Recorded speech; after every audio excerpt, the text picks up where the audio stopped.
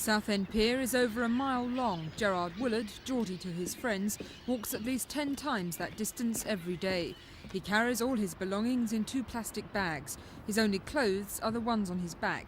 Gerard has been homeless since he left the army 11 years ago. You can't get a job because you've got no place to live. You can't get a place to live because you've got no job. What do?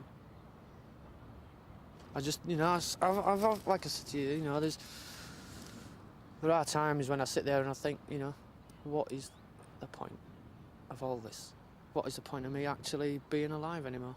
Seriously, I've had enough of it. If I have to spend another 6 months in bed and breakfast, I'm not going to be responsible for what happens to me. I seriously can't handle it anymore. Last night he slept here under the pier, misjudged the tides and you get wet. It's just blocking that off. We usually find a piece of wood from somewhere, just put it underneath so that we can just sit behind it and stop the wind from going through. But it does come through quite a while, like straight on here. Oh no, freezing. Like the growing number of homeless in Southend, Gerard spends part of his time at this centre. The resort has the 5th most acute homeless problem in Britain.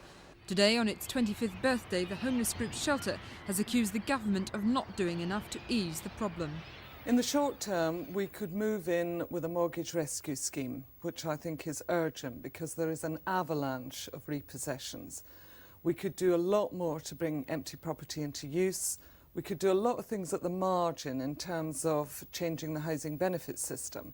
But ultimately, we've got to reverse the trend in cutting housing expenditure.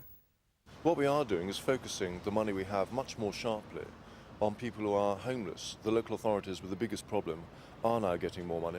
The housing associations are giving more nominations to local authorities to get people out of bed and breakfast. But some, like Gerard, have virtually given up hope of having a proper home. Sally Arthey, Thames News.